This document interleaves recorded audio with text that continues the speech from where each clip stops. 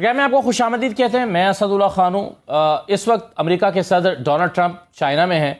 دو بڑی طاقتوں کے سربراہان کی ایک اہم ملاقات ہونے جا رہی ہے. یہ جو ملاقات ہے، یہ جو ڈونلڈ ٹرمپ کا دورہ ہے، اسے دونوں ملکوں کے آپس کے جو تعلقات ہیں اس کے بارے میں کہا جا رہا ہے کہ ان کے تعلقات کی جو مستقبل ہے اس کی سمت کو متعین کرے گا. کیا اہمیت ہے اس دورے کی؟ کیا ہونے جا رہا ہے؟ کیونکہ ابھی ایران کانفلکٹ کے دوران ہم نے دیکھا کہ ایک سرد بحری دونوں طاقتوں کے درمیان برقرار رہی. پھر اس دورے پر بھی جو بادل ہیں اس کے ٹلنے کے وہ چھائے رہے اور ایسا لگ رہا تھا کہ یہ دورہ ملتوی ہو سکتا ہے. اس طرح کی اس نوعیت کی خبریں بھی آتی رہیں. پھر ڈونلڈ ٹرمپ نے یہ الزامات بھی لگائے کہ چائنا ایران کو سپورٹ کر رہا ہے. پھر چین کی معیشت اور چین کی تجارت متاثر ہوئی امریکی بلاکیٹ کی وجہ سے. تو یہ پس منظر ہے. اس پس منظر کے بعد یہ ملاقات ہونے جا رہی ہے اور آج امریکی صدر کا جو بہرحال استقبال کیا گیا ہے وہ شاندار تھا، غیر معمولی تھا. تو یہ جو دورہ ہے اس کی اہمیت کیا ہے، اسی پر ہم پروگرام کے پہلے حصے میں بات کریں گے اور اس کے بعد پھر پاکستان میں جو سیاسی معاملات چل رہے ہیں اس پر پروگرام کے دوسرے حصے میں. میرے ساتھ اسد حسن صاحب موجود ہیں، سینئر صحافی ہیں، واشنگٹن سے مجھے جوائن کریں. بہت شکریہ اسد حسن صاحب، خوش آمدید. بریگیڈیئر ریٹائرڈ احمد بنہاس صاحب ہمیں جوائن کر رہے ہیں، دفاعی تجزیہ کار ہیں. بریگیڈیئر صاحب آپ کو بھی خوش آمدید کہتے ہیں. اسد حسن صاحب، آپ کے خیال میں کیا اہمیت ہے اس دورے کی؟ کس طرح سے دیکھا جا رہا ہے امریکہ میں اس کو؟ جی بہت شکریہ اسد. دورہ تو آف کورس بہت امپورٹنٹ ہے. دنیا کی دو بڑی طاقتیں ہیں اور پریزیڈنٹ ٹرمپ نے وہاں اترتے ہی ایٹ لیسٹ یہ تو تسلیم کیا ہے کہ اس وقت دنیا میں دو طاقتیں ہیں، چائنا اور ایک ہم، اور ہم اگرچہ بڑی طاقت ہے. اور امپورٹنس اس کی کئی حوالوں سے ہے، لیکن خاص طور پہ یہ دورہ ایسے وقت میں ہو رہا ہے جب ایران کے اندر امریکہ ایک جنگ میں مصروف ہے. اور پریزیڈنٹ ٹرمپ نے یہ دورہ اس لیے ملتوی بھی کیا تھا کہ جب تک وہ اس جاب کو ان کے بقول کچھ ہفتوں کے اندر فنش کر سکتے ہیں، اور پھر جب وہ چائنا جائیں گے تو وہ ایک بڑے فاتح کی حیثیت سے جائیں گے اور مذاکرات کی میز پہ چائنا سے زیادہ گین کر سکتے ہیں. ابھی بھی اس دورے کے اندر اگر ہم امریکن ایکسپرٹس کو سنیں تو وہ کوئی زیادہ ہوپ فل نہیں ہے، کوئی زیادہ آپٹمسٹک نہیں ہے کہ امریکہ کچھ حوالوں سے گین کر سکتا ہے، کیونکہ دو پولیٹیکلی ہوسٹائل ملک ہیں، اس میں تو کوئی شبہ نہیں ہے، اور کامن گراؤنڈز دونوں کے درمیان بہت کم دیکھنے کو ملتے ہیں. اور اس وقت بھی تائیوان دونوں ملکوں کے درمیان ایک بہت بڑا ایشو ہے. پریزیڈنٹ ٹرمپ اس دورے میں چاہتے ہیں کہ چائنا کو وہ کچھ مولڈ کر سکیں کہ امریکہ تائیوان کو جو ہے ویپن سپلائی کر سکے، اور یہ ایک مشکل معاملہ ہے وہاں پہ چائنا کے لیے. اور چائنا کم از کم یہ ایکسپیکٹ کرتا ہے کہ اس معاملے کو وہ ہائی لائٹ نہ کریں اور اس کے اوپر جیسے عام طور پہ وہ فمبل کر جاتے ہیں یا کوئی بڑی بات کر جاتے ہیں اس سے وہ گریز کریں. لیکن لگتا یہ ہے کہ پریزیڈنٹ ٹرمپ جو ہیں وہ اس دورے میں کچھ محتاط نظر آئیں گے. وہ والے ٹرمپ نظر نہیں آئیں گے جن کے بارے میں کہا جاتا ہے کہ وہ کچھ بھی کہہ سکتے ہیں، کچھ بھی بول سکتے ہیں ایکسپیکٹڈلی، کیونکہ ایران کا معاملہ ان کے سامنے ہے اور وہ چاہتے ہیں کہ ایران کے اوپر بھی چائنا ایران کا ایک الائی ہے اور چائنا پش کرے اس ابنائے ہرمز کو کھولنے کے لیے. دوسرے دو چار بڑے کریٹیکل معاملات ہیں، خاص طور پہ دونوں ملکوں کے درمیان جو ٹریڈ ہے، جو امریکہ وہاں پہ بھی چاہتا ہے کہ وہ کنٹرولنگ پوزیشن میں آئے. اسی طرح چائنا کے انتہائی ریئر منرلز ہیں چائنا کے پاس، تو وہاں تک ایکسیس چاہتا ہے اور ٹریڈ بیلنس چاہتا ہے. تو یہ پرائمری موٹیوز ہیں. اب دیکھنا یہ ہے کہ اس میں کس حد تک کامیاب ہوتے ہیں. امریکہ کے اندر زیادہ تر لوگ کوئی زیادہ ایکسپیکٹیشنز اس دورے سے نہیں لگائے ہوئے کہ پریزیڈنٹ ٹرمپ جو ہے وہ کوئی بڑی گینز کے ساتھ آئیں گے. اگر آئیں گے تو وہ کہتے ہیں کہ یہ بڑا. اب اس میں ایران کے پرسپیکٹو میں کیا امپورٹنس ہے؟ بریگیڈیئر صاحب آپ کیسے دیکھ رہے ہیں؟ کیونکہ ہم نے یہ دیکھا کہ چائنا پر الزام لگایا امریکہ نے کہ وہ ہتھیار سپلائی کر رہا ہے ایران کو اس کانفلکٹ کے دوران، اور دوسری طرف ہم نے یہ بھی دیکھا کہ چائنا کی تجارت بھی متاثر ہوئی ہے اور ابھی بھی بلاکیٹ برقرار ہے. یعنی جب ڈونلڈ ٹرمپ چائنا کا دورہ کر رہے ہیں تو وہاں پر نیول بلاکیٹ ان کا ہوا ہے اور آبنائے ہرمز بند ہے. تو آپ کے خیال میں اس پوائنٹ آف ویو سے کیا امپورٹنس ہے؟ جی دیکھیں، ایک سول سپر پاور جو اس وقت انٹرنیشنل سسٹم چل رہا ہے اس میں امریکہ کی حیثیت جو ایک سول سپر پاور کی ہے، اس تناظر کے اندر جو بات چیت اس وقت پریزیڈنٹ ٹرمپ کی ہوگی پریزیڈنٹ شی کے ساتھ، وہ خاصا امپورٹنٹ رول ادا کرے گی ان ٹرمز آف کہ کس طریقے سے جو ہے یہ اپنے ہرمز کھولنے کے لحاظ سے یا ایران کے اندر جو وہاں پر جنگ چل رہی ہے اس کو روکنے کے حساب سے اگر دیکھیں اوور آل، تو میں سمجھتا ہوں کہ یہ جو ہے اس میں خاصا جو ہے وہ کلیدی کردار ہوگا اس دورے کا. اور اس دورے کے حساب سے ये जो प्रेसिडेंट ट्रम्प का जो यहाँ पर जितनी इंगेजमेंट होगी प्रेसिडेंट शी से, वो मेरे ख्याल में आने वाले दिनों में मशरिक वस्ता की सिक्योरिटी के लिहाज से खासा इंपॉर्टेंट रहेगा। लेकिन हैविंग सेड ऑल दिस, मैं एक ऑप्टिमिस्ट होने के नाते मेरा तो ओपिनियन ये है, लेकिन हैविंग सेड दैट एक बड़ी नोटिसेबल चीज है जो मेरे ख्याल में शायद क्रिटिसिज्म का शिकार होगी कि प्रेसिडेंट ट्रम्प का खुद यहाँ पे आना एक समिट लेवल की मीटिंग के लिए, वहां पर उनको रेड कार्पेट तो दिया गया है, लेकिन एट द सेम टाइम उनको जिस तरह शान इस्तकबाल in terms of like president Xi का वहां पे जाके उनको मिलना, मैं समझता हूँ कि उसकी गैर मौजूदगी में शायद ये दौरा थोड़ा सा क्रिटिसिज्म का शिकार हो सकता है right from the day one, क्योंकि ये कोई बहुत वेलकमिंग दौरा नहीं है। जिससे पहले एज अ फातह के तौर पर जाना चाहते थे प्रेसिडेंट ट्रम्प, लेकिन अब वो रिस्पाइट ढूंढते फिर रहे हैं, स्पेशली चाइना की जानिब से, स्पेशली जब आपका फ्रांस और यूके और रशिया जो है वो ईरान की तरफ टिल्ट हों। विजिबली दो के जो स्टामर साहब हैं यूके के प्राइम मिनिस्टर, वो जरूर एक प्रो अमेरिकन उन्होंने पोजीशन ली है, लेकिन एट द सेम टाइम उनको भी अपने पार्लियामेंट के अंदर इस्तीफों की गूंज की डिमांड जो उनको सुनना पड़ी है। तो लिहाजा चाइना के पीछे हैज बिहाइंड करने की प्रेसिडेंट ट्रम्प कोशिश करेंगे। और जैसे दोस्त मेरे कह रहे थे कि अपने हमस खोलने के लिहाज से जो चाइना का रसूख है ईरान के ऊपर, और उसको इस्तेमाल करते हुए शायद वो इसको खोलेंगे ताकि जो फेस सेविंग जो ईरान किसी भी सूरत में देने को तैयार नहीं है अमेरिकन को, तो शायद वो इनसे मदद लेने की कोशिश करेंगे। प्रेसिडेंट ट्रम्प की जानिब से कोई बहुत ज्यादा जो है उनको जो अनकमिंग किस्म का जो ये दौरा है, उनसे किसी भी किस्म की स्टेटमेंट की तवक्को की जा सकती है। इससे पहले वो इल्जाम जैसे आपने कहा कि हथियार सप्लाई करने की भी लीड लगाए गए, फिर ये भी कहा गया कि उनको जितने वेपन्स की गाइडेंस है वो बेदू सिस्टम जो उनके सैटेलाइट के हैं ईरान चाइना के, वो मदद कर रहे हैं बेसिकली ईरानियंस की, तो जिसका सख्त रिपटल भी दिया गया चाइना की जानिब से। तो शायद यही वजह है कि इब्तिदा में ये थोड़ा सा सदमोरी के एंगल से देखा जा रहा है, ये पेसिमिस्ट लेंस से ये दौरा देखा जा रहा है। लेकिन हैविंग सेड ऑल दिस, मैं समझता हूँ कि मशरिक़ वस्ता के अमन के लिहाज से शायद ये दौरा खासा अहमियत का हामिल होगा, और कोई भी ऐसी ऑफर, लीनियंट ऑफर जो प्रेसिडेंट शी की जानिब से हो सकती है, उसको प्रेसिडेंट ट्रम्प मनोवान उसको एक्सेप्ट करेंगे। स्पेशली इनकी जो ट्रेड के रूट्स हैं, ये उनकी जो सप्लाई चेन है फ्यूल को लेके, उसमें खासी कंसेशंस वो एक्सपेक्ट करेंगे। तो लिहाजा बीइंग एन ऑप्टिमिस्ट, मैं समझता हूँ कि एटलीस्ट मशरिक़ वस्ता के अंदर अमन को लेकर कोई परपेचुअल किस्म की पीस एग्रीमेंट की जानिब बढ़ने के लिए दौरा खासा अहम रहेगा। जी बिल्कुल सही है। असद हसन साहब, आपके ख्याल में दोनों के दरमियान इस वक्त कॉमन पॉइंट्स क्या हैं, कॉमन डिस्कशन पॉइंट्स क्या होंगे, और ऐसी कोई सूरत हाल पैदा हो सकती है जिसे या ऐसा कुछ नतीजा, मुस्बत नतीजा बरामद हो सकता है जिसे आप विन विन सिचुएशन कहें कि दोनों का ही इसमें फ़ायदा हो गया? क्योंकि कॉन्फ्लिक्ट वाले पॉइंट्स तो बहुत सारे हैं, ख़ास तौर पर ईरान के पॉइंट ऑफ व्यू से भी, फिर आपने ताइवान का जिक्र किया, फिर ट्रेड टैरिफ जो हैं उसकी बात भी है। तो आपके ख्याल में विन विन सिचुएशन क्या हो सकती है इन मुलाकातों की? ये पॉसिबल है कि ट्रेड कंट्रोल के हवाले से चाइना थोड़ी सी फ्लेक्सिबिलिटी शो करे, ट्रेड बैलेंस हो। अमेरिका चाहता है कि उसको भी एक्सेस हो, उसके बिजनेसमैन को चाइनीज मंडियों तक, और दूसरा जो है उसके पास जो रेयर मिनरल्स हैं वहां तक अमेरिका की कुछ रसाई हो, या एटलीस्ट उसको शेयर मिले, क्योंकि ये रेयर मिनरल्स जो हैं वो माइक्रोचिप, मिनी चिप्स बनाने में और सेमीकंडक्टर्स इनके बनाने में इस्तेमाल होती हैं। और अमेरिका बेसिकली जो टेक्नोलॉजिकल एडवांसमेंट है उसके लिए उन मिनरल्स तक रसाई बहुत जरूरी है। तो हो सकता है वहां पे कोई थोड़ी सी बार्गेन हो जाए दोनों मुल्कों के दरमियान। दूसरा जो एक पॉइंट ऑफ कॉन्फ्लिक्ट है मेरे ख्याल में इस वक्त, एक कॉमन इंटरेस्ट ईरान भी है, क्योंकि ईरान का जो सबसे बड़ा क्लाइंट है, या चाइना जो है वो ईरान के तेल का सबसे बड़ा यूजर है, सबसे बड़ी सप्लाई ईरान की तेल की वो चाइना को जाती है। सो वहाँ पे जो इस वक्त कॉन्फ्लिक्ट है वो भी ऑफ कोर्स चाइना को समहाउ मुतासर कर रहा है और बाकी दुनिया को भी कर रहा है, लेकिन वो चाइना भी ये चाहेगा कि ये मामला जल्दी हल हो। सो मुझे तो ये लगता है कि इस वक्त अनफॉर्चुनेटली उस खित्ते के अंदर जो सबसे मुश्किल सिचुएशन पैदा हुई है अबनाए हुर्मुज़ की वजह से, वो एक कॉमन इंटरेस्ट है। अमेरिका भी चाहता है खुले और चाइना भी चाहेगा کہ وہاں پہ دونوں پارٹیوں کا جو کنٹرول ہے جس طریقے سے کیا ایران کے حوالے سے کوئی ڈیولپمنٹ ہو سکتی ہے آپ کے خیال میں اس دورہ کے نتیجے میں؟ ہو سکتی ہے جی، میری نظر میں ہو سکتی ہے. مجھے لگتا ہے یہ بھی ہے کیونکہ دیکھیں پاکستان بہت سنسیئر اور بہت اگریسو اور بہت شاندار ایفرٹس کی ہیں پاکستان نے، لیکن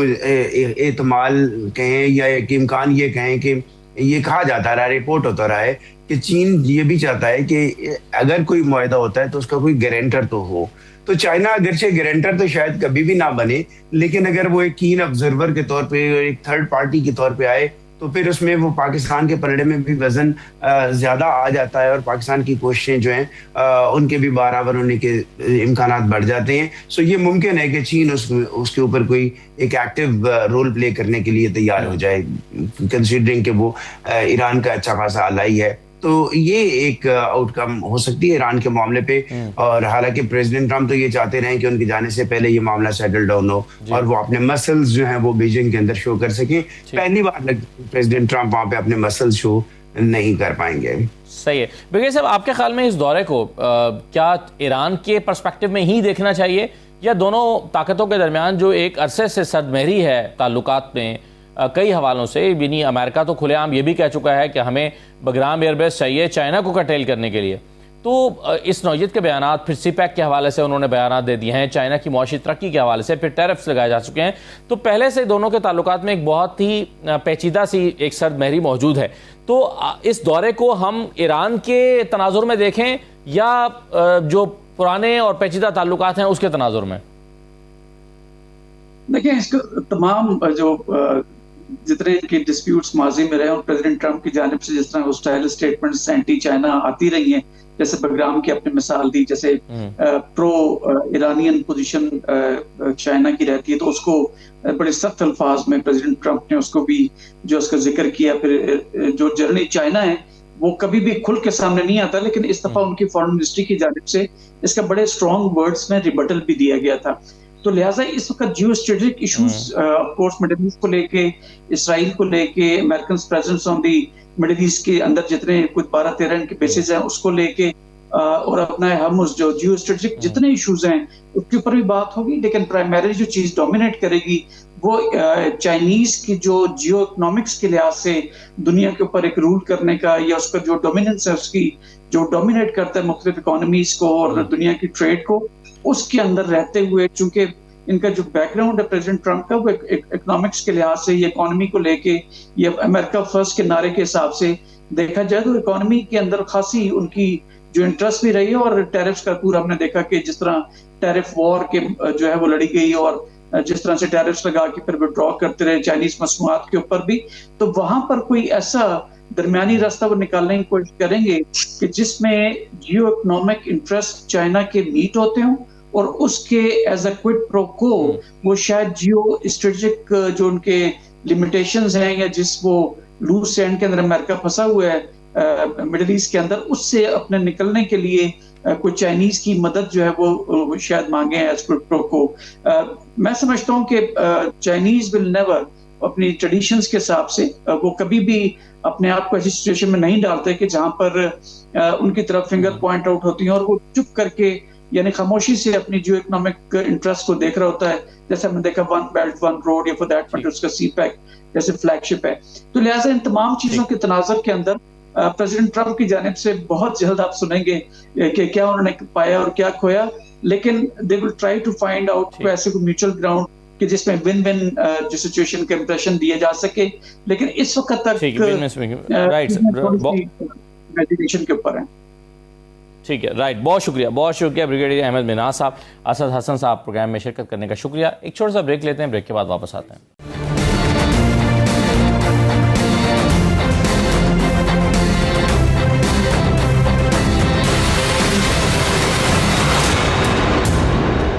بریک کے بعد دوبارہ خوش آمدید. ٹکٹ سے محروم کرنے کے لیے پاکستان تحریک انصاف کو اس سلسلے میں ہوا یہ کہ گلگت بلتستان ڈیموکریٹک پارٹی ہے، اس نے پاکستان تحریک انصاف کے ساتھ الحاق کیا اور ان کا جو نشان تھا پولو مین کا، جو انہوں نے مانگا الیکشن کمیشن سے، الیکشن کمیشن انہیں پولو مین کا نشان دے دیا. اور جب پاکستان تحریک انصاف کے لوگوں نے، امیدواروں نے پولو مین کا نشان بطور ٹکٹ جمع کرانا شروع کیا تو آخری دن جو پولو مین کا نشان ہے یہ گلگت بلتستان ڈیموکریٹک پارٹی سے واپس لے لیا گیا. تو پی ٹی آئی کا الزام یہ ہے کہ ہمیں ایک مرتبہ پھر نشان سے محروم کیا گیا ہے اور ہم جس پارٹی کے ساتھ اتحاد کر رہے تھے اس جماعت سے بھی نشان چھین لیا گیا ہے تاکہ پی ٹی آئی کے تمام لوگ بغیر نشان کے الیکشن لڑیں یا الگ الگ نشانات پر الیکشن لڑیں. ایک تو یہ معاملہ ہے. دوسرا، آج بہت سارے لوگوں کو ہلال امتیاز، تمغہ حسن کارکردگی اور مختلف طرح کے نشانات دیے گئے ہیں. اس میں اویس لغاری صاحب کو ملنے والا ہلال امتیاز اس وقت سب سے زیادہ موضوع بحث بنا. اس کی وجہ یہ ہے کہ اس وقت جو پاور سیکٹر کے حالات ہیں وہ بہت زیادہ موضوع بحث ہیں. اس پر بات ہو رہی ہے. بجلی مہنگی ہے، سولر انرجی کے حوالے سے ڈسکشن رہی. پھر پاور سیکٹر کا جو سرکولر ڈیٹ ہے وہ بھی ایک مسئلہ ہے. تو اویس لغاری صاحب کو اس کو توانائی کے شعبے میں اصلاحات لانے پر یہ تمغہ دیا گیا، مگر کیا ایسی اصلاحات لائے ہیں جو عوام کے فائدے میں ہوں، یہ سوال اٹھ رہا ہے. 28ویں ترمیم پہ بھی بات ہو رہی ہے. کب آ رہی ہے؟ بجٹ سے پہلے آ رہی ہے یا بجٹ کے بعد آ رہی ہے؟ واقفان حال کہتے ہیں کہ اس پر ڈسکشن ہو رہی ہے. اس پر دونوں بڑی جماعتیں جو ہیں پی ایم ایل این اور پیپلز پارٹی، ان کے درمیان نہ صرف ڈسکشن چل رہی ہے بلکہ ایک تناؤ کی سی کیفیت موجود ہے. اس میں کتنی حقیقت ہے اس پر بھی بات کریں گے. اور P T I, Sohail Afridi صاحب کل گئے تھے اڈیالہ اور اب کہہ رہے ہیں کہ اگلے منگل کو زیادہ طاقت کے ساتھ اڈیالہ آئیں گے. پی ٹی آئی کیا کرنے جا رہی ہے، اس کے ذہن میں کیا ہے، ان چیزوں پر ہم بات کریں گے. میرے ساتھ پروگرام کے اس حصے میں شوکت پراجا صاحب موجود ہیں، سینئر تجزیہ کار ہیں. بہت شکریہ پراجا صاحب، خوش آمدید کہتے ہیں آپ کو. میجر ریٹائرڈ خرم حمید روکھڑی صاحب ہمارے ساتھ موجود ہیں، رہنما ہیں استحکام پاکستان پارٹی کے. بہت شکریہ روکھڑی صاحب، آپ کو بھی خوش آمدید. اور شفیع اللہ جان صاحب ہمیں ہوپ فلی جوائن کر رہے ہیں چند لمحوں میں. وہ جوائن کرتے ہیں تو ذرا ان کے سامنے بھی کچھ چیزیں رکھیں گے. پہلے اگر یہ جو گلگت بلتستان کے الیکشن والا معاملہ ہے، شفیع جان صاحب ہمارے ساتھ کنیکٹ ہو جائیں یا آ جائیں تو پھر ہی اس پر بات کرتے ہیں. لیکن پہلے میں اویس لغاری صاحب کو جو ہلال امتیاز ملا ہے، راجہ صاحب یہ جو ہلال امتیاز انہیں دیا گیا ہے، آپ کے خیال میں ایسی کون سی خدمات ہیں جس کے عوض انہیں یہ ہلال امتیاز دیا گیا؟ اصل میں خدمات تو جب سائٹیشن ہوتی ہے وہاں پر بتائی جاتی ہیں ریزن، وہ آپ نے بھی سنی، میں نے بھی سنی، وہ تو بتائی گئی. کیبنٹ سیکرٹری صاحب کی طرف سے ہوتی ہے، وہ پورا ایکسپلین کیا گیا. اس میں ایڈ کرنے کی چیز یہ ہے، آپ نے جو بات کی کہ سرکولر ڈیٹ اپنی جگہ پہ ہے.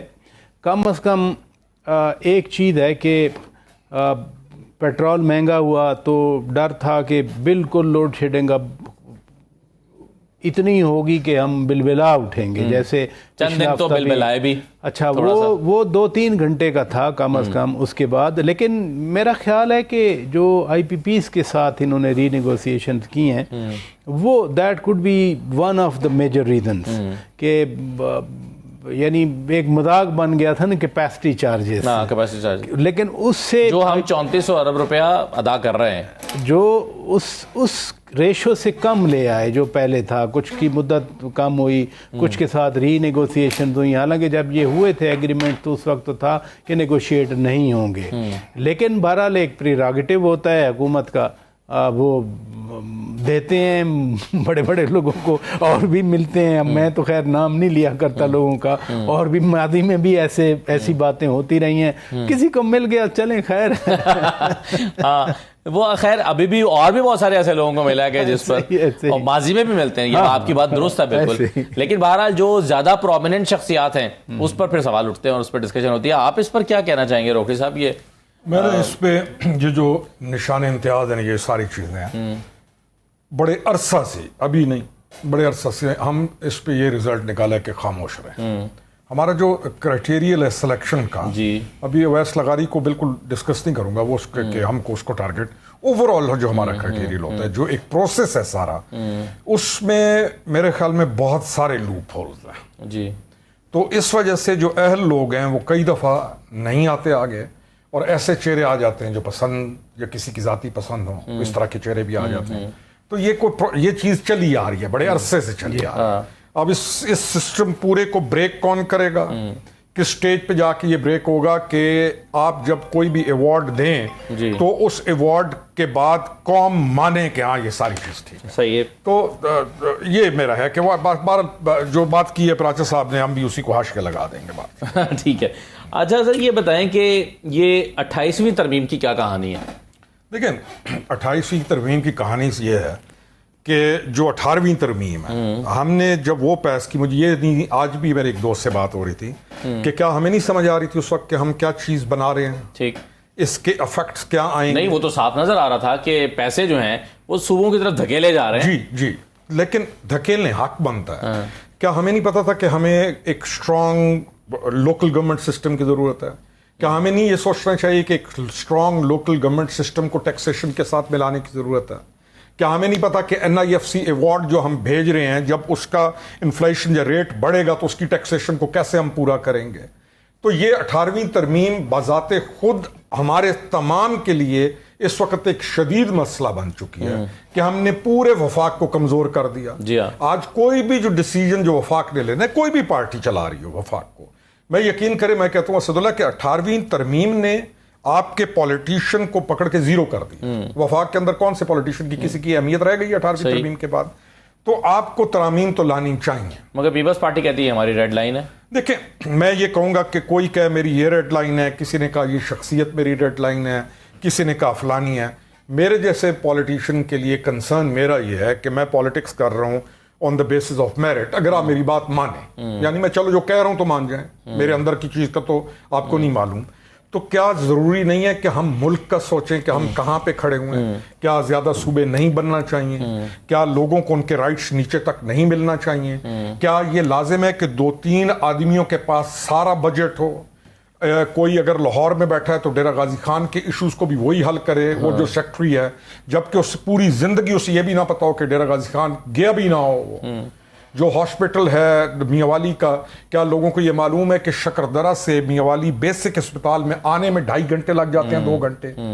تو اب ان ایشوز تو کو صوبوں کی جو چھوٹے صوبوں کا بنایا جانا، یہ آپ کو لگتا ہے کہ 28ویں ترمیم کا حصہ ہے یا ہونے جا رہا ہے؟ دیکھیں میں ہوں تو میں کہوں گا کہ سب سے پہلے حصہ رکھیں گے اسی چیز کو.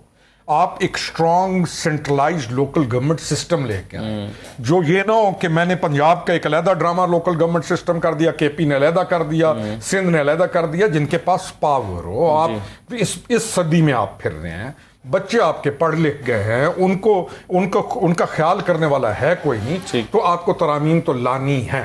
سب سے بڑھ کر یہ جو ٹیکسیشن ہے، آپ کا جو پروونشل ٹیکسیشن سسٹم ہے، وہ ٹیکس کون اکٹھا کرے گا؟ 100 مربع کے زمیندار سے آج تک کسی نے ٹیکس لیا؟ 10 ایکڑ والا تو پیٹرول کے اوپر بھی ٹیکس دے رہا ہے، کھاد کے اوپر بھی ٹیکس دے رہا ہے، بیج کے اوپر بھی ٹیکس دے رہا ہے. جو بڑا زمیندار ہے کسی نے آج تک اس سے ٹیکس لیا؟ جب کوئی ٹیکسیشن کا ایسا نظام موجود ہے جو پروونشل سسٹم ہے، جو ٹیکس لے، آپ کا یہ جو ہم کہتے ہیں نا لیویز بڑھ گئی، بھئی کیا کرے وہ؟ اگر یہ نہ کرے تو ان کے پاس تو سسٹم ہی کوئی نہیں ہے اپنے پاس کوئی چیز کو مضبوط کرنے کا. تو جو ریگولر کلیکشن آف ٹیکسز ہے وہ آپ کی بالکل ویک ہے، تو آپ کو ارریگولر ویز اڈاپٹ کرنے پڑتے ہیں ٹیکسیشن کلیکشن کے. تو یہ کب تک چلے گا؟ صحیح. اس لیے آپ کو ترامیم لانی پڑیں گی ہر صورت. لیکن سر یہ 2 موٹی جو باتیں ہیں، یعنی پیسوں کا واپس وفاق کے پاس آنا یا اس کا شیئر بڑھایا جانا، صوبوں کا شیئر کم کیا جانا، اور چھوٹے صوبوں کا قیام، پیپلز پارٹی تو ان دونوں پہ راضی نہیں ہے. کیسے ہوگا آپ کے خیال میں؟ چھوٹے صوبوں پہ نون لیگ راضی ہے؟ کیا وہ پنجاب کو تقسیم کرنے پہ راضی ہے؟ دیکھیں نا، ایک پارٹی کو تو آپ کہہ رہے ہیں کہ پیپل پارٹی راضی نہیں ہے سندھ کے کانٹیکس میں، لیکن سوال تو پنجاب کا بھی ہے نا کہ بڑا صوبہ تو پنجاب ہے. صحیح. پنجاب کی تقسیم کا تو بہت پرانا مطالبہ ہے، یعنی جنوبی پنجاب یا سرائکی صوبہ جو بھی آپ کہیں، اس کا تو بہت پرانا ہے. بہاولپور تو بذات خود ایک اسٹیٹ تھی نا، وہ صوبہ وہ ضم ہوا جب 1 یونٹ بنایا گیا، اس کے بعد اس کو بحال ہی نہیں کیا گیا. یعنی امیجن کریں 1 یونٹ بنایا، سب اکٹھے کر دیے، 70 میں جب 1 یونٹ توڑا ختم کیا گیا، باقی بحال ہو گیا، بہاولپور نہیں بحال ہوا، وہ پنجاب کے ساتھ ہی رہ گیا. تو اس لیے یہ بذات خود ایک بڑا ایشو ہے کہ چھوٹے صوبے. پیپلز پارٹی نے تو جنوبی پنجاب کا آئینی ترمیم سینٹ سے پاس کروا کے رکھا ہوا ہے. نہیں، لیکن وہ سندھ کی تقسیم کیا ہے نا، بات تو وہی ہے، کہتے ہیں سندھ دھرتی تقسیم ہو جائے گی. بات تو وہی ہے نا کہ میں جو گزارش کر رہا ہوں نا، ویسے تو نون لیگ بھی حامی ہے، ہزارہ صوبہ، نون لیگ بھی حامی ہے، مگر وہ کہتے ہیں ہزارہ صوبہ بناؤ، پنجاب میں نہ چھیڑو. ایگزیکٹلی. اچھا، اس کے بعد جو ہے وہ جنوبی اضلاع والا ڈیرہ اسماعیل خان کا، جو ہمارا ساؤتھ ہے، ساؤتھ کے صوبہ کے، ایگزیکٹلی. جس طرح خرم خان صاحب بتا رہے ہیں نا آپ کو کہ 18ویں ترمیم اب وہ آئین ہے، آپ نے آئین کو ترمیم کرنا ہے نا. جو آئین میں ترمیم ہوئی تھی اس وقت یہی تھا کہ جو انہوں نے جو فرمایا کہ ڈسٹرکٹ تک پیسے جائیں گے اور NFC کے پیرلل پروونشل فائنینشیل کمیشن ہوگا جو اسی فارمولے کے تحت، جس فارمولے کے تحت صوبوں کو پیسے مل رہے ہیں اسی فارمولے کے تحت ڈسٹرکٹس کے پاس جائے گا. اب ہوا یہ کہ وہ لاہور نے رکھ لیا، وہ پشاور نے رکھ لیا، وہ کراچی نے رکھ لیا، وہ کوئٹہ نے رکھ لیا. جو شیئر جس کا جتنا مرضی بنتا ہے اس سے کانٹریری آپ جہاں آپ کا دل کرتا ہے آپ پروونشل بجٹ اٹھا کے خرچ کر دیتے ہیں. باولپور کی 16% آبادی ہے، اس کا بجٹ زیادہ ملنا چاہیے، اس کو 4% مل رہا ہے. ڈی جی خان ملتان جتنا بجٹ ملنا چاہیے نہیں ملتا. مثلاً ہر جگہ ڈیولپمنٹ ہونی چاہیے، چلے لیٹ می پٹ دس وے، لیکن نہیں ہو رہا. اب آ کے جو بات اب ٹھہرتی ہے 28ویں ترمیم والی، آپ کا کیا خیال ہے کہ کے پی چاہے گا کہ جتنا ان کو فنڈ مل رہا ہے اس میں کٹوتی ہو جائے؟ بذات خود پنجاب چاہے گا کہ جتنے پیسے مل رہے ہیں ان کے واپس ہو جائیں. سندھ چاہے گا، آپ نے تو سندھ کی بات کر دی، سندھ چاہے گا کہ واپس ہو جائیں، یا بلوچستان چاہے گا. کل پرسوں میں اچکزئی صاحب کی بات سن رہا تھا، اچکزئی صاحب فرما رہے تھے کہ صوبوں سے پیسے واپس نہیں لینے چاہیے. بات تو یہ ہے کہ پھر اگر کوئی بھی راضی نہیں ہے تو پھر یہ آئیڈیا کس کا ہے، کہاں سے آیا؟ کیا صرف وفاقی حکومت کا یہ آئیڈیا ہے اور وفاقی حکومت اس پر اتفاق رائے پیدا کر سکے گی؟ جیسے خرم خان صاحب نے فرمایا کہ مسئلہ کم پیسوں کا ہے نا تو آپ جنریٹ کریں نا. یعنی تنخواہ دار آپ اور میں 600 ارب روپے دے رہے ہیں، جو جن کو ٹرافی ملتی ہے جی ایکسپورٹ کی، انہوں نے پتہ نہیں کیا تیر مار لیا، وہ 200 ارب روپے دیتے ہیں. خود پی ٹی آئی کی حکومت میں 3 ارب ڈالر دیے گئے ان بزنس مینوں اور انڈسٹریلسٹ کو، 3 ارب ڈالر کہ آپ جو ہے وہ کریں، اپنا ملک میں بزنس کریں. نہیں ہوا.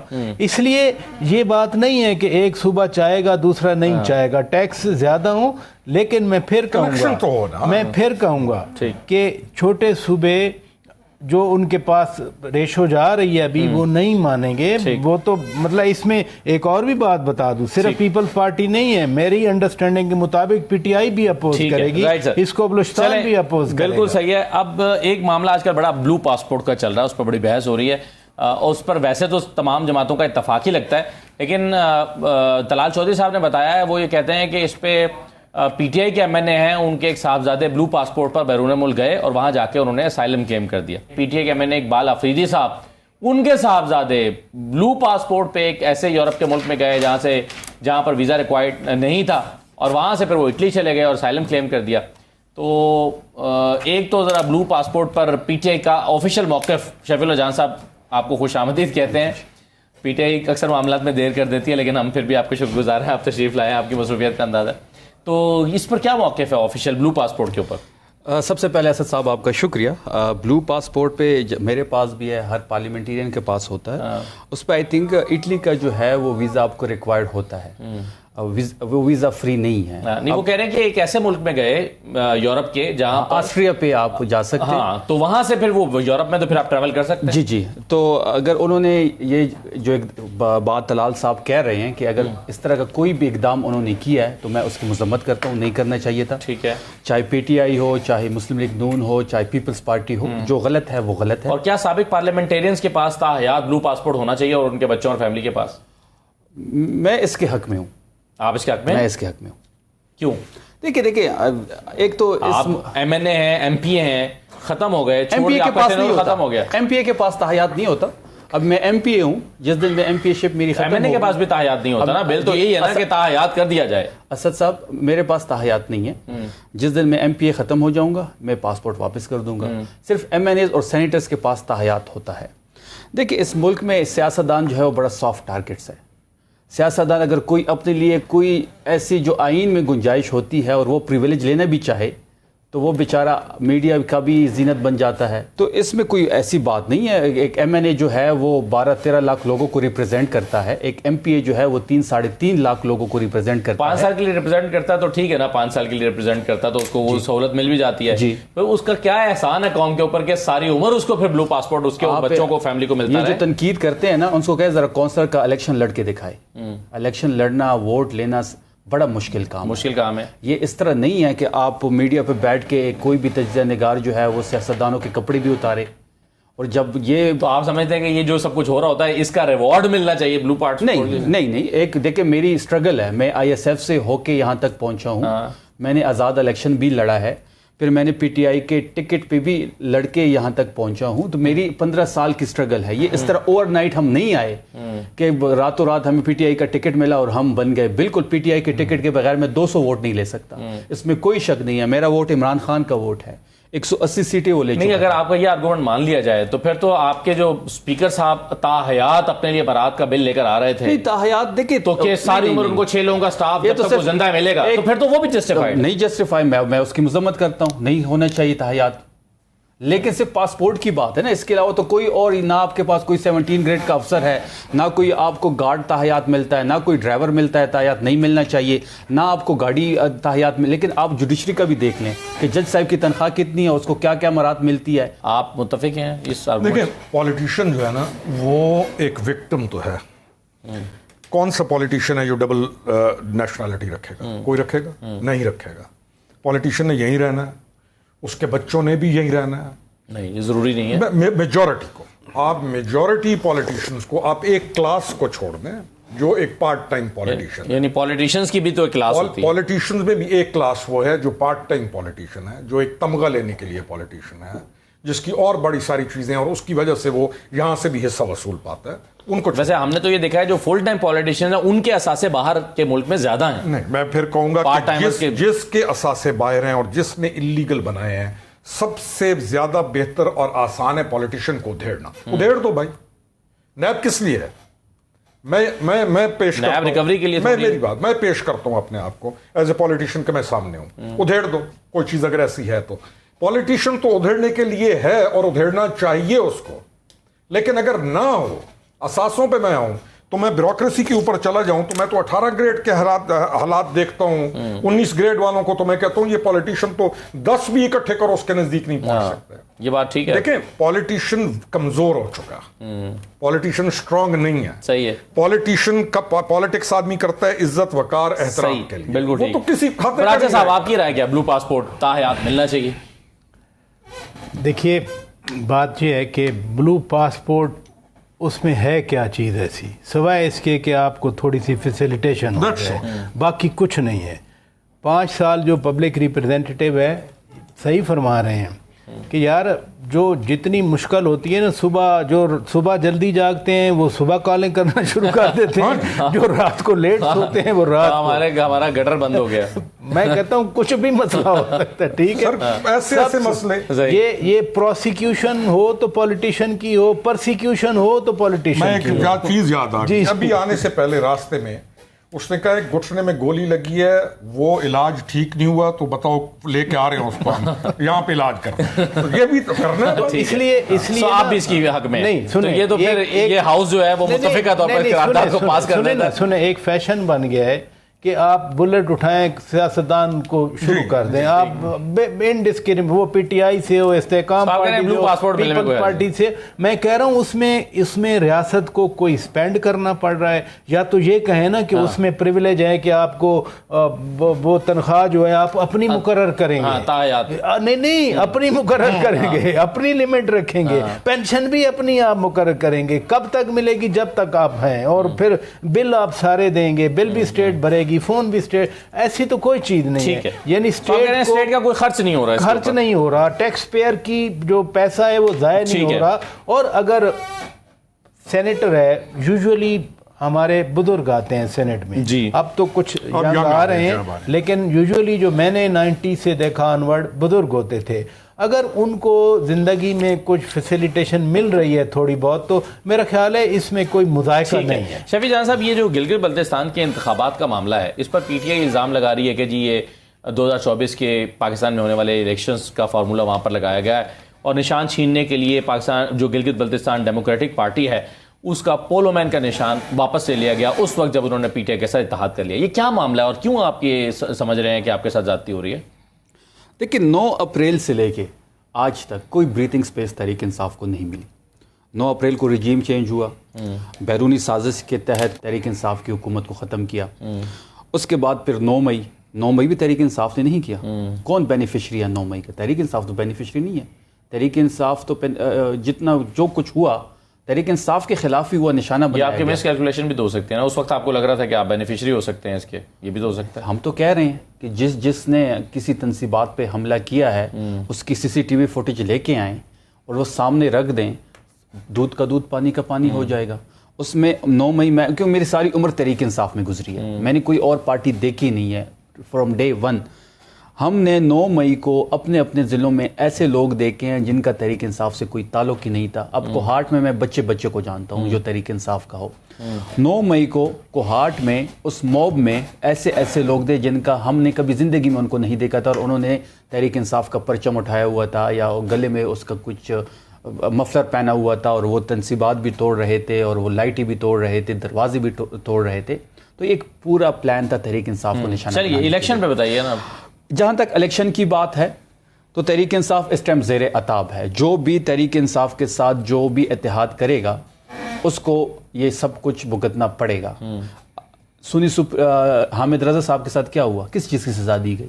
یہی سزا تھی نا کہ وہ ہمارے ساتھ کھڑے تھے. ان کے ٹکٹ پہ ہمارے کچھ لوگوں نے الیکشن لڑا.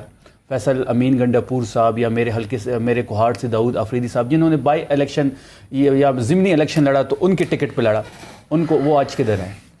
تو بات بڑی واضح ہے کہ 9 اپریل سے لے کے ابھی تک ہمیں کوئی بریتھنگ سپیس نہیں ملی. ہر غیر آئینی اقدام ہمارے خلاف ہوا، ہر غیر قانونی اقدام ہمارے خلاف ہو رہا ہے. ہم ہر دروازہ کٹکھٹا رہے ہیں. ہم نے عدالتوں کا دروازہ کٹکھٹایا، ہم نے PM سے بات ہوئی، چیف جسٹس کو کالز کی گئی، ہر معاملے پہ دھرنا دیا گیا، خطوط لکھے گئے، عدالتوں میں چلے گئے، سنوائی ہماری نہیں ہو رہی. ہمارے پاس کوئی آپشن بچا ہی نہیں. یہ جتنی بھی آپ کارروائیاں دیکھ رہے ہیں جس پہ پابندی لگ گئی ہے، جو ہمارے ساتھ گلگت یا کشمیر الیکشن میں ہوگا، وہ بھی میں ابھی سے بتا دیتا ہوں، وہاں بھی فارم 47 کی رزلٹ ہی آنے ہیں. وہاں جب ہم اسٹریٹ موومنٹ کے لیے مظفر آباد گئے تو وہاں پہ تحریک انصاف کا ایک جوش ہے، ایک جنون ہے وہاں پہ. لیکن جب ریزلٹس آئیں گے، ابھی سے میں آپ کو کہہ رہا ہوں کہ فارم 47 والے ریزلٹس. پر پراسر صاحب، ایک پارٹی رجسٹر ہوتی ہے گلگت بلتستان ڈیموکریٹک پارٹی، اور وہ پارٹی جو ہے وہ اپنا نشان اپلائی کرتی ہے پولو مین کا، ان کو مل جاتا ہے. لیکن کچھ عرصے کے بعد جب الیکشن قریب آتے ہیں تو یہ جماعت PTI کے ساتھ الحاق کر لیتی ہے، اور PTI پولو مین کا ٹکٹ جو ہے وہ جمع کرانا شروع کر دیتے ہیں. جب جمع کرانا شروع کر دیتے ہیں تو پولو مین کا نشان واپس لے لیا جاتا ہے، اور وجہ بھی نہیں بتائی جاتی کہ پولو مین کا نشان گلگت بلتستان ڈیموکریٹک پارٹی سے کیوں واپس لیا جائے. وجہ تو ہے نا کہ تحریک انصاف کے ساتھ الحاق. میں نے کہا وجہ بتائی نہیں گئی. یہ وجہ ہے نا، میں بتا رہا ہوں. تو آپ اس سارے معاملے کو کیسے اگر پاکستان مسلم لیگ نون بھی اتحاد کر لے نا تحریک انصاف کے ساتھ، تو نون کا بھی نشان چلا جائے گا، اس کا نشان بھی چلا جائے گا. تو بچے گا کون؟ تو پھر آپ اتحاد نون لیگ کے ساتھ ہی کریں نا، پھر آپ اس موقع سے فائدہ اٹھائیں. بات یہ ہے کہ ایک انفارچونیٹ پولیٹیکل کلچر ہے ہمارا، اور اس کو تو چینج ہونا چاہیے نا. یعنی as a matter of principle جو جس کے حق میں ووٹ ڈالتا ہے اس کے حق میں گنا جانا چاہیے. اس میں تو کوئی دو رائے ہو نہیں سکتی نا. میں یہاں بیٹھ کے کہوں کہ جی 2013 کا الیکشن، 2018 کا الیکشن جب بھی ہوا غلط ہوا، نہیں، ہر الیکشن کو صحیح ہونا چاہیے. میں یہ کہنا چاہتا ہوں کہ جو دیکھیں نا، الٹیمیٹلی جو ووٹ ہے، ووٹ کوئی ڈالنے جا رہا ہے، اتنا انتظار کیا ہے. پھر ہم جب یہ کہتے ہیں نا کہ جی اکاؤنٹیبلٹی ووٹر کریں گے، تو وہ اکاؤنٹیبلٹی کیا ہوگی کہ اگر وہ بندہ ہے ہی نہیں جس کو ووٹ دیا گیا. اگر یہ امپریشن بن جائے تو پھر وہ اعتماد ختم ہو جاتا ہے نا. اعتماد ختم ہو جائے تو پھر کچھ نہیں بچتا نا. اس لیے اصول یہی ہے کہ جس کے حق میں ووٹ کوئی ڈالے اس کا ہی ووٹ گنا جائے. باقی یہ والی چیزیں کورٹ میں آئی ہوپ کے جائیں گے، وہاں کوئی ریزن بھی آ جائے گی، یہ سلسلہ تو پھر چلتا رہے گا. ڈاکٹر صاحب، PTI کے ساتھ جاتی ہو رہی گلگت بلتستان میں؟ دیکھیں اسداللہ، میں اس سارے پروسیس کا حصہ رہ کے اس سے نکل کے ادھر آیا کھڑا ہوں. کوئی بھی پولیٹیکل پارٹی جب پازیٹیو پولیٹیکل پروگریسو اپروچ کو چھوڑ کے کوئی اور ڈائریکشن پکڑ لے گی. ہم لوز سٹیٹ تو ہیں، ایک ہے ہارڈ سٹیٹ، ایک ہے سافٹ سٹیٹ، ہم ایک لوز سٹیٹ ہے. اب جب وہ پارٹی، کوئی بھی پولیٹیکل پارٹی کسی ایسے راستے پر چل پڑے گی جس میں سوائے فرکشن کے، سوائے ڈسٹرکشن کے، سوائے ایک ایسی فضا قائم کرنا جہاں پہ آپ بیٹھ کے ایک دوسرے کو سمجھا ہی نہ سکیں، تو پھر الیکشن کمیشن کا اقدام پھر انوانٹیڈ سچویشنز لائک دس اکر کرتی رہیں. ابھی خالد خورشید ہمارا دوست ہے، میں प्रैक्टिकली जानता हूं भाई किस रास्ते पे खालिद खुर्शीद चल पड़ा और खालिद खुर्शीद ने कितना एक्सट्रीमिस्ट जो अप्रोच है अडॉप्ट की और उसको इंप्लीमेंट किया प्रैक्टिकली ऑन ग्राउंड, उसने वो काम किया। गिलगित बड़ा हमारा सेंसिटिव सी जगह है दुनिया में इस वक्त, अगर कोई हमारे सेंसिटिव 3 पॉइंट्स हैं पाकिस्तान में, Gilgit is one out of them. पिछले दिनों नहीं देखा क्या हुआ?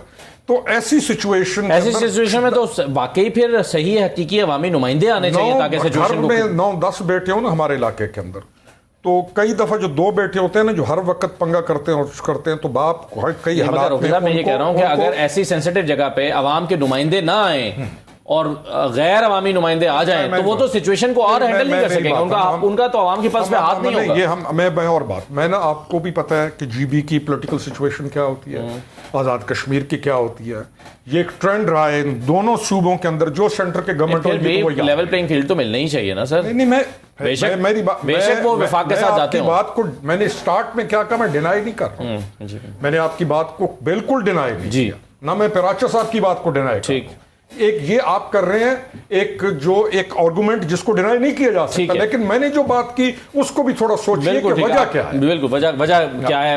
मैं एक छोटा सा ब्रेक ले रहा हूं। प्राच साहब आपका बहुत शुक्रिया प्रोग्राम में शिरकत करने की। छोटा सा ब्रेक लेते हैं, ब्रेक के बाद ख्वाजा आसिफ साहब ये शिकवा कर रहे हैं मार्का हक के हवाले से। वो कहते हैं पीटीआई को हमने दावत दी थी और पीटीआई इन तकरीबात में शिरकत उसने नहीं की है। तो ये क्या कह रहे हैं, एक छोटा सा ब्रेक के बाद वापस आते हैं।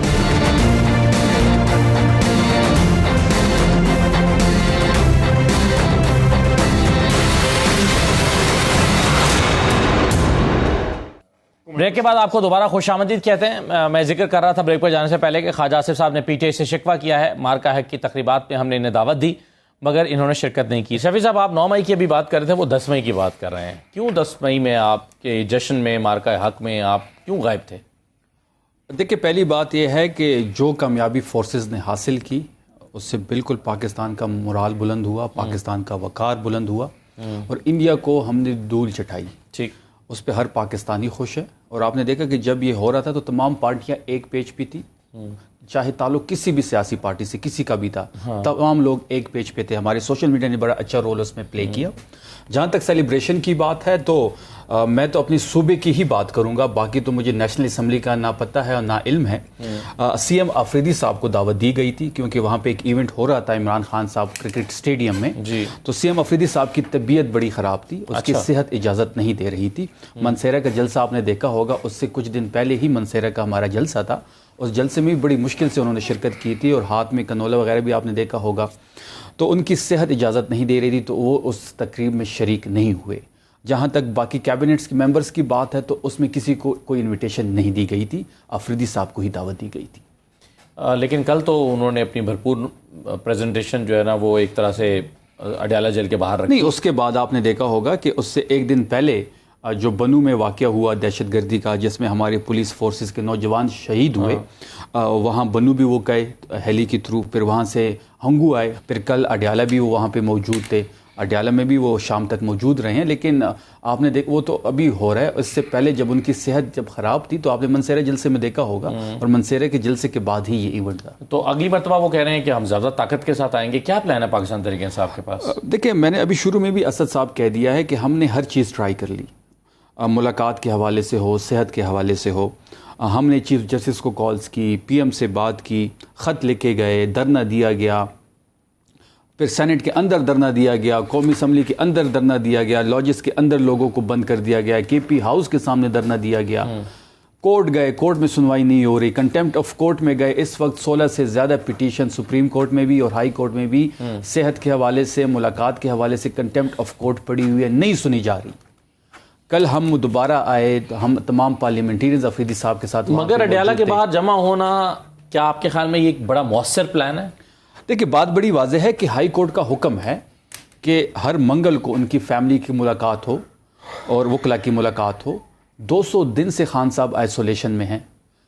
आखिरी मुलाकात बहन की हुई थी 4 दिसंबर को, वकला की मुलाकात हुई थी 16 अक्टूबर। अगर सुहेल अफरीदी साहब तो ना फैमिली है ना वकील है। अब सुन लेना, अब जो वहाँ पे लोग जमा होते हैं वो उनके ख़ानदान के साथ, अलीमा आपा के साथ इज़हार यकजहती के लिए जमा होते हैं। तो एक सूबे का चीफ मिनिस्टर मंगल को असद साहब फैमिली से मुलाकात करने के लिए, बिल्कुल वो वर्कर है इमरान खान साहब का। अच्छा, عمران خان صاحب کی ملاقات کا دن تھا, 200 دن سے وہ آئسولیشن میں ہے, 6 مہینوں سے ملاقات نہیں ہو رہی. یہ کویشچن آپ کو کرنا چاہیے تھا کہ 6 مہینوں سے ملاقات کیوں نہیں ہو رہی ہے, میں روکڑی صاحب سے 200 دن سے وہ کیوں آئسولیشن میں ہے, کیوں ذاتی ڈاکٹر کی رسائی نہیں ہو رہی, کیوں ان کو جو اس کا خاندان کہہ رہا ہے کہ شفا انٹرنیشنل ہاسپٹل شفٹ کیا جائے, کیوں شفٹ نہیں کیا جا رہا, ان کون سی. اس سوال کا کیا جواب ہے روکڑی صاحب اب آپ کے خیال میں؟ بات یہ ہے کیوں ملاقات نہیں ہو رہی, جو کہ علامت ہائی کورٹ نے کہہ دیا. جو بات کی نا شفیع خان نے, یہ اب کی باتیں نہیں ہیں. جب یہ شروع ہوا یہ سارا کام, وہ اتنا فورسفل, اتنا ویشس اور اتنا اگریسو تھا سارا, جب سٹارٹ ہوا یہ ساری چیز کا, کہ اس کے ریزلٹس کبھی بھی اچھے نہیں رہتے. آپ ایک ایسے مومنٹم سے کام شروع کریں, ہم بیٹھے نا 3 آدمی, اگر ہم ایسے اگریشن میں شروع کریں گے تو اس کے ریزلٹس اچھے نہیں. مگر ایک دیکھیں نا, ایک کسی نے ایک جرم کیا, سوال ہے نا میرا, نہیں آپ سوال تو لیں گے پھر آئیں گے نا اس طرف. ایک شخص نے ایک جرم کیا, اس کو جیل میں ڈال دیا گیا, اب اس کے ساتھ ٹریٹمنٹ تو جیل مینول کے مطابق ہی ہوگا نا. یہ تھوڑی ہے کہ بنیادی حق تو نہ سلب کیا جائے گی. دیکھیں میں پھر کہہ رہا ہوں کہ میں جس چیز کو لا رہا ہوں اسی کو. آخری جو ملاقات ہے ڈاکٹر عظما کی ہے, اس سے پہلے ایک چیز بتائی گئی یا کی گئی, اور وہ ریگولیشنز کے لحاظ سے کہ آپ باہر آ کے ایسی سٹیٹمنٹس نہیں دیں گے جس سے آپ قومی طور پہ ڈیوائیڈ ہو جائیں, یا ایسے کام, ایسی سٹیٹمنٹس آپ کی نہ آئیں. جو میڈیا ہے باہر سے آپریٹ ہو رہا ہے, جو ٹویٹر ہے, ایکس ہینڈلز ہیں, آپ ان دنوں کے ان ساروں کو اٹھا لیں. لیکن جو ڈاکٹرز ہیں وہ تو پولیٹیکل بات نہیں کرتے, ان کو تو ملوایا جا سکتا ہے نا. تو ڈاکٹرز مل نہیں رہے, نہیں مل رہے, ذاتی ڈاکٹرز نہیں مل رہے. روکڑی صاحب, جب یہ پہلی دفعہ صحت کا ایشو بنا, ہم نے یہ شورٹی دی کہ جو ڈاکٹر اندر جائے گا, جو ذاتی ڈاکٹر ہوگا, وہ باہر آ کے بات نہیں کرے گا, کوئی پولیٹیکل ٹویٹ نہیں کرے گا, لیکن نہیں چھوڑا گیا. بات بڑی واضح ہے کہ نہ یہ قانون کو مان رہے ہیں. بہت شکریہ شفیع جان صاحب, بہت شکریہ. روکڑی صاحب بہت شکریہ پروگرام میں شرکت کرنے کے لیے. اجازت دیجیے, اللہ حافظ.